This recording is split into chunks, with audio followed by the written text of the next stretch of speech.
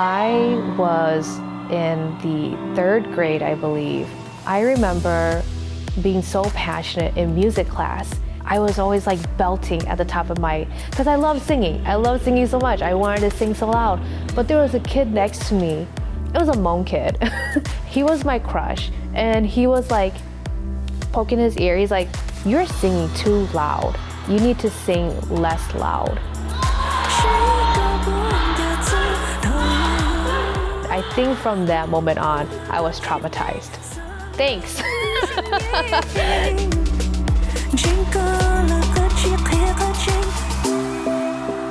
Majority of Guluningna, a lot of times people have been telling me what to do.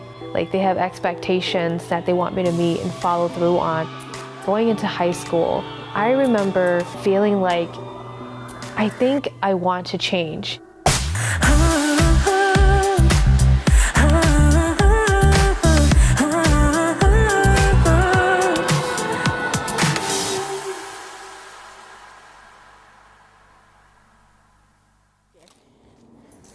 Okay, girl, it's 10 o'clock, and I have yet to do much of anything. It's been 3 years since I've worked on any music at all or produced any music to show to the world.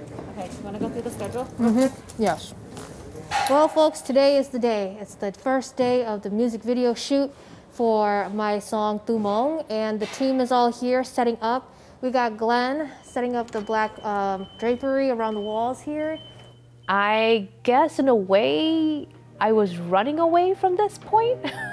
I was running away from producing this next album because it was going to be my last album with YDR.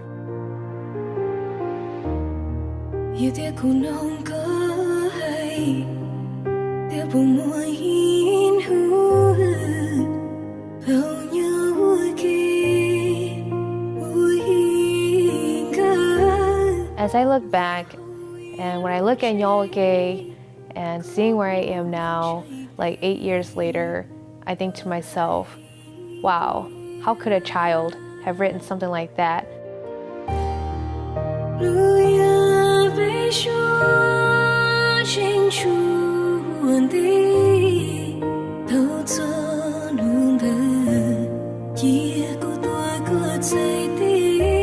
When I did that album, I remember like being in this period of where I was starting to explore singing more in Hmong.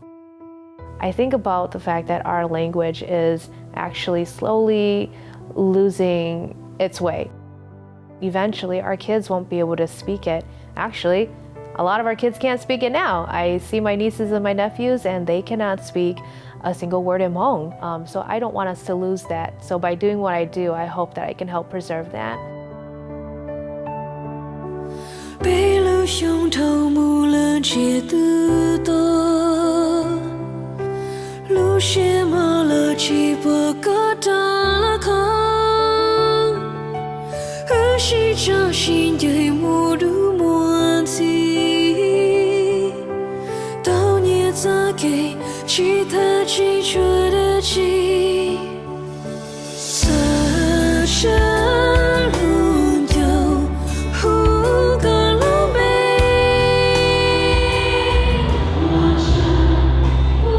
One way to get kids to like learn Hmong is through Hmong music. That's one of the biggest things that I've seen that's made it easier for children to want to learn.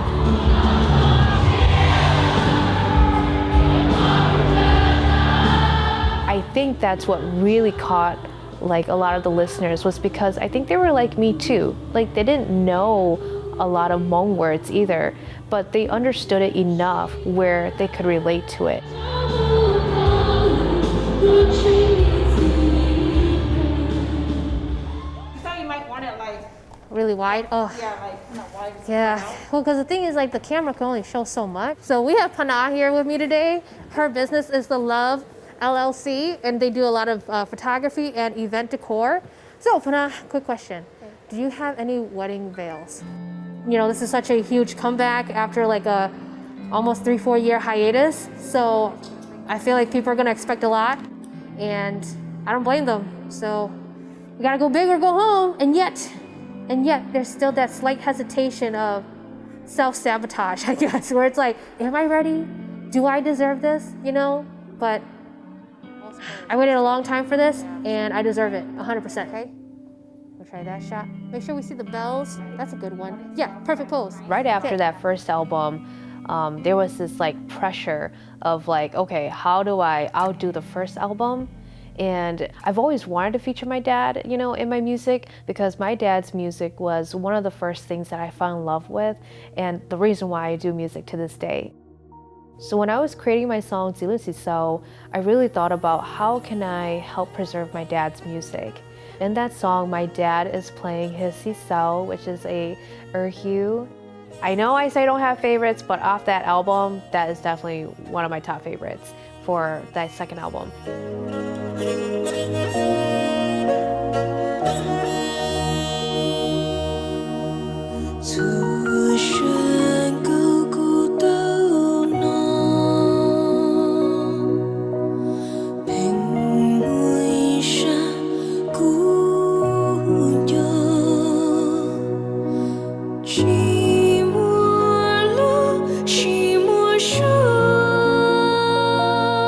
It's a really good song to remind you that once our elders are lost, once there's no more of anyone who really knows our language and our arts, our culture, we no longer cease to exist.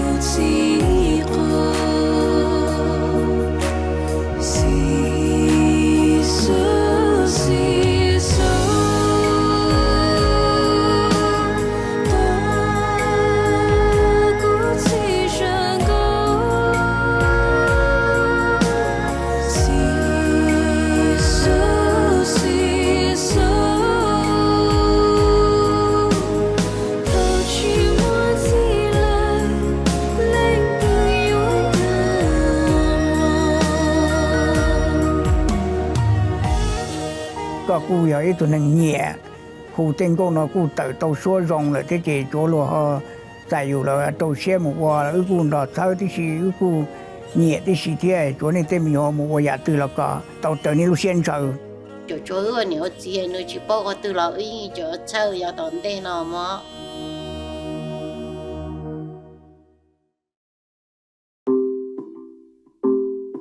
I think growing up together, we never really got mistaken, but now since, Maa's more, out there, when we're selling her albums, like, I don't know how many times I got mistaken as her, like, and people would come. This is Ma. I'm like, and they would come up and take photos with me, and I feel terrible, because I'll just tell them, like, obviously being down to earth, I'll just be like, hey, well, the real Ma's behind me. Do you want a photo with her or a photo with me? And they're like, oh my gosh. So, we always imitate her voice when she talks to her husband. She'd be like, hey, Mo Young, hey, Mo Young.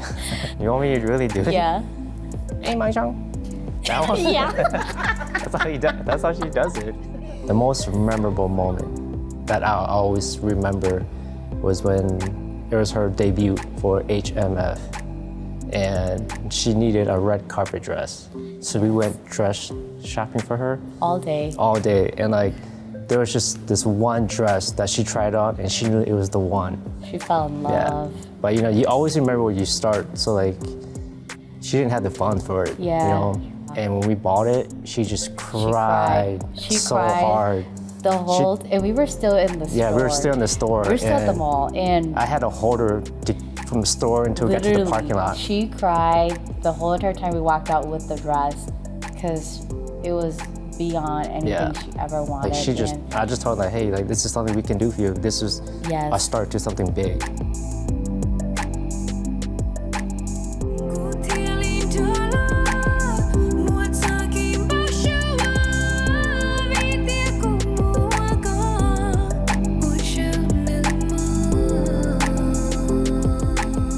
The moment she cried, it was like, you knew that's how much she loved what she was doing, but how much passion she had for, like, her singing. And Ma, if you're watching this, I love you. Yeah, we love her a lot. You are my ride and die girl. And I'm so proud of you. I just want you to, reach for the stars. And I hope you continue to do what you love because you are so great at it. So We love you, Ma. yeah. We do. Hey guys, it's your girl Ma here. Today I'm doing my official album cover shoot. I'm not sure if I should be excited because I'm not really into these type of stuff, but you know what? Let's just do it.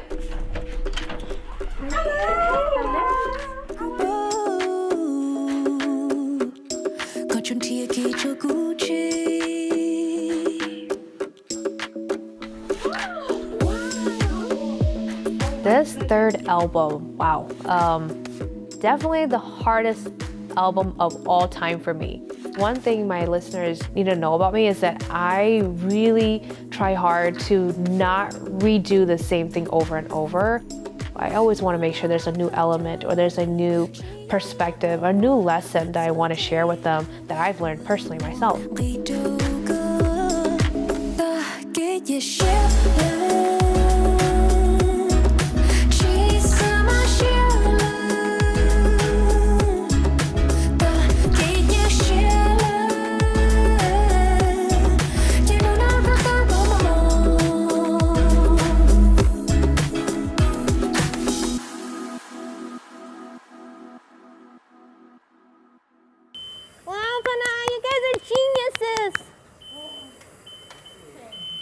Right now it's 12 o'clock and we're about to take a break for our lunch.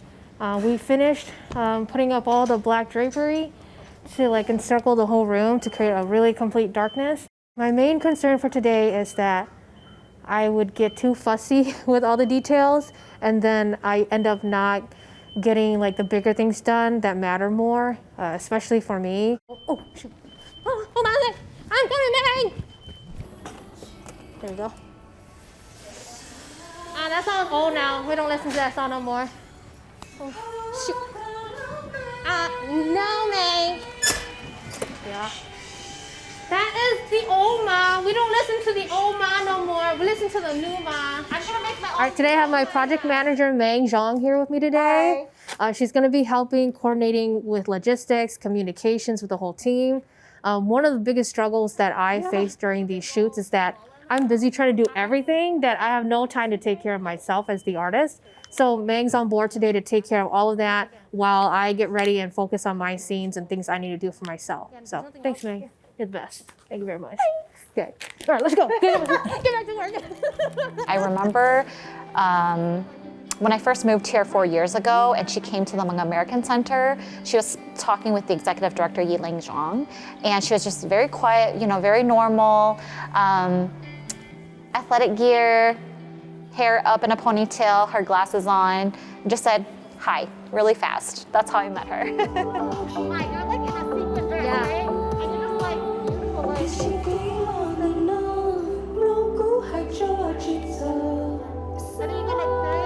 Oh my God, who are you?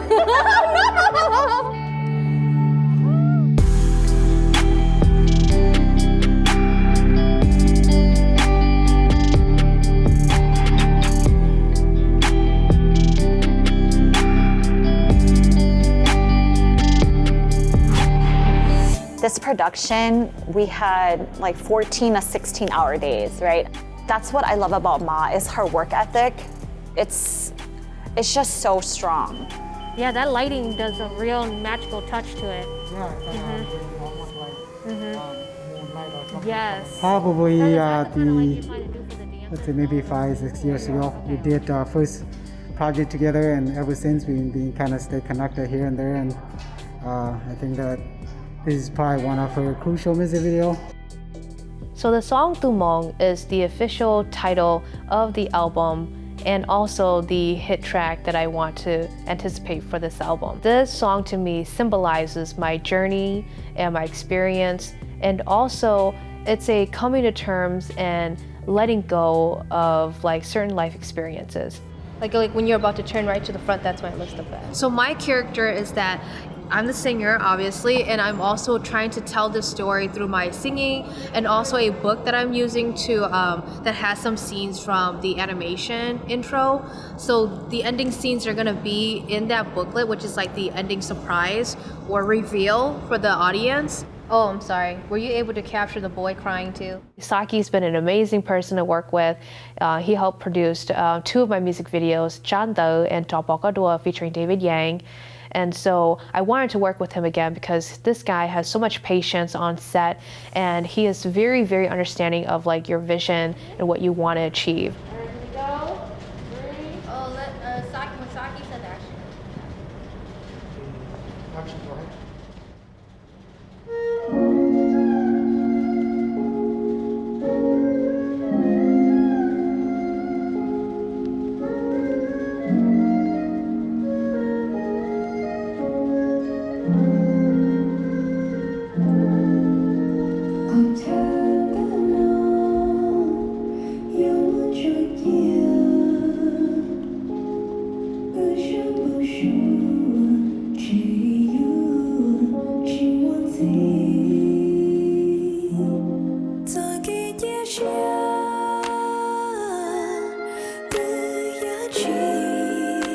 So Tu Moo's storyline is mostly based on the Hmong folklore Goshopa Thia Donchua, where Donchua is an orphan who is very poor, doesn't have any relatives, and he one day goes and cries by the lake about his life.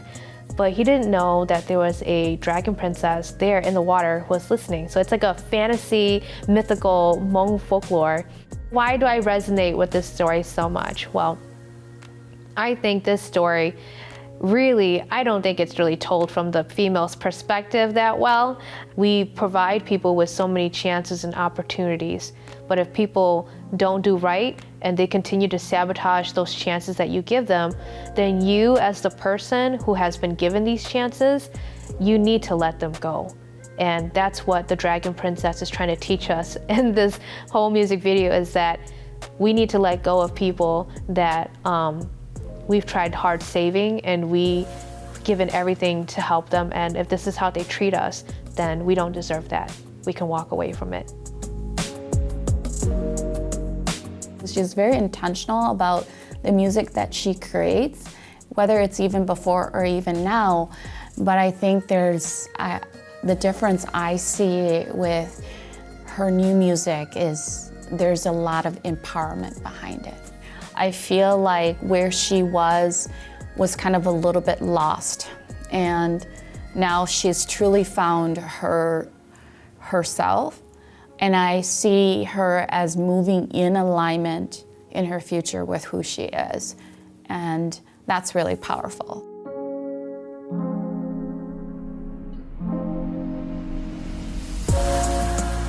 So one thing many people are not aware of is the fact is that Ma is passionate about giving back to our community.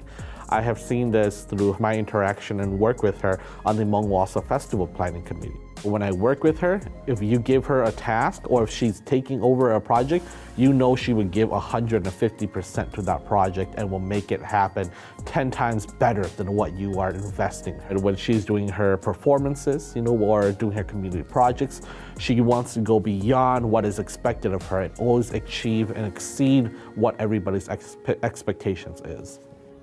Giống nên giống tụi lỡ bỏ bé in front of the stage, they see you in front of the stage, but they don't see the struggle behind being a Hmong artist, especially for a woman. Cô sa hai tia, tí năng lỡ bỏ tia ô, cho nó giấy cho artist hương cao nó dọ lỡ bỏ khó rong cao xứ, thì she lỡ chỉ bỏ hai tia, ôn tê bé giờ ô tới xuống cao nó, bé lọ cô mua, thì bé nhớ xia bỏ cha, thì lỡ ô tao ý xuống cao nó bù cho sẽ đâm long xứ. It's been an honor because, of course, I started off as just like a little girl listening to Maa Vue, and today I'm helping her write her songs. And I don't think she knows it, but I don't say it to her either, but it's been an honor.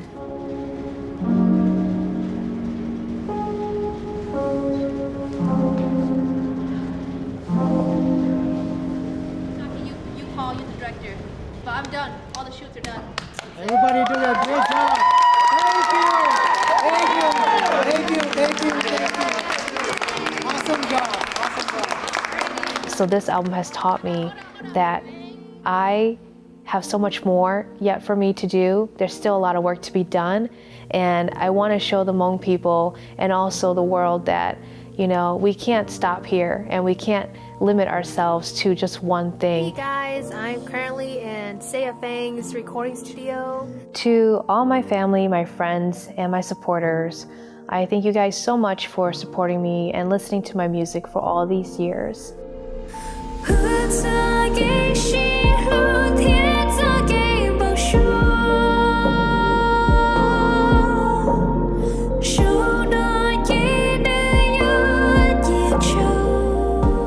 As I look back, it's been an amazing journey, and I still can't believe that I'm here now. There is still so much more room for me to grow. There is still so much more for me to do in order to help put the Hmong people out there and our music out there. And moving forward, I hope that you guys can also be on this next journey with me.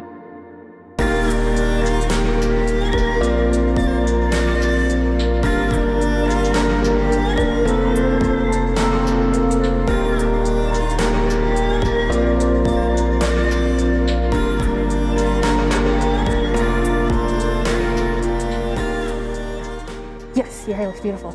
Oh my God, this shot looks good. Have that stern look, that pain look of like, I want you in my life. And soon it's like, well, if you want me, you need to do this for me, okay? I know this song sounds like he's breaking up with you, but really it's, you know he's gonna break up with you, so you're going to break up with him first. Yeah, That's so sad. But yeah. Thank you, Village of Rothschild! Okay, I'll tell you why I was named Ma, okay? My parents told me there's 3 reasons. The first one, my dad said he named me after his best hunting dog, okay? My mom's like, after you know,